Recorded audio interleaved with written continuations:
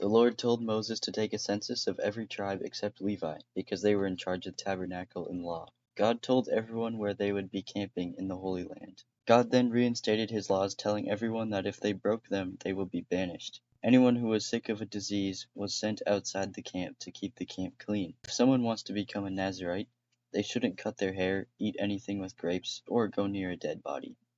The Israelites held a 12-day festival, where each day one of the leaders would bring a sacrifice. They made 7 gold lampstands. When the day of the Passover came, many Israelites couldn't celebrate because there had been a dead body that made them unclean. The cloud would sit over the tabernacle when they should remain camped, and lifted when they should move.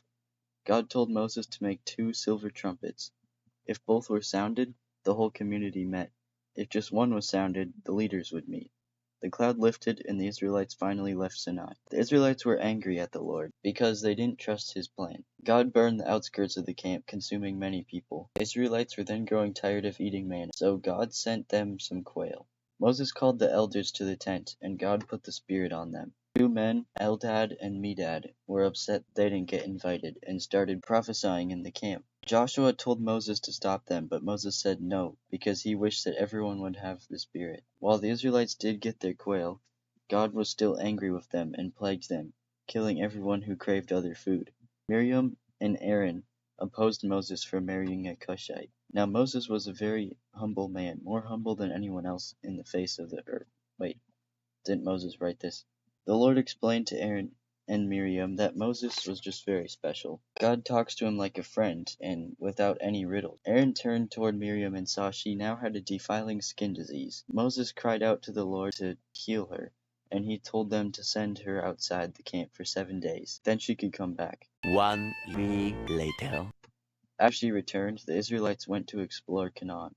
The leaders of the tribes returned, saying, "The land is flowing of milk and honey, but there are very powerful cities they need to conquer." That night the whole Israelite community rebelled against Moses and Aaron, who fell face down in front of the whole community. Joshua and Caleb came forward and tore their clothes, saying the land they explored was exceedingly good.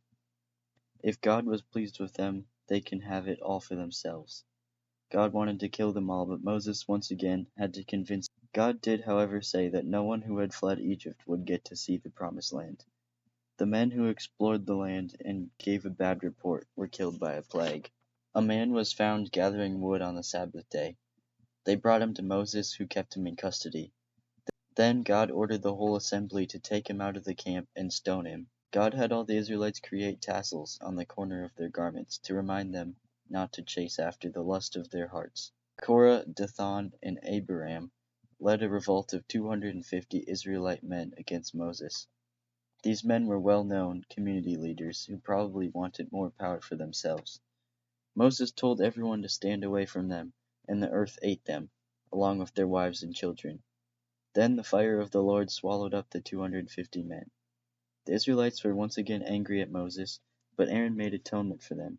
God ordered Aaron to make 1 staff for all the leaders of Israel. In the desert of Zin, Miriam died and was buried. Moses smacked his staff twice on a rock, creating the waters of Miriam. Moses sent messengers to Edom to ask if they could pass through, but they said no. Before entering Edom, Aaron and his people gathered on Mount Hor, where Aaron died. While the Israelites headed toward Arad, they were attacked. The Israelites pleaded with the Lord to deliver these people into their hands. God heard them and allowed the Israelites to completely destroy the kingdom of Arad. The Israelites then started to complain about being in the desert again. God sent venomous snakes against them, and many Israelites died. Moses made a bronze snake and put it up on a pole. Anyone who had been bitten could look at it and survive. The cities of Sihon and Og also didn't let the Israelites pass through, so the Israelites destroyed them as well. As the Moabites heard of the Israelites' conquerors, they were scared of them. The Moabite Balak ordered the Moabite Balaam to go curse the Israelites, but God told Balaam not to, so Balaam refused. Balak really wanted Balaam to go with them, so God told Balaam to go with them and only do as he says. When Balaam saddled his donkey, the next morning he began to ride down the street. It rode off the road. Balaam beat him and continued riding. They entered a narrow walkway, vineyards, and the donkey pressed up against the wall. crushing Balaam's foot. He beat the donkey again and kept riding. Finally, when the donkey was walking in a path with no room to turn, it sat down. Balaam beat the donkey again, and the donkey said, "What have I done to make you beat me these 3 times?" Then the Lord opened Balaam's eyes to see the angel of the Lord standing there, sword drawn. The angel of the Lord explained that he was going to kill Balaam if the donkey didn't stop. Balaam was allowed to continue with Balak, but he could only do things that God told him to. When the Israelites reached Moab, the Moabite women seduced the Israelite men, inviting them to the sacrifices of their gods.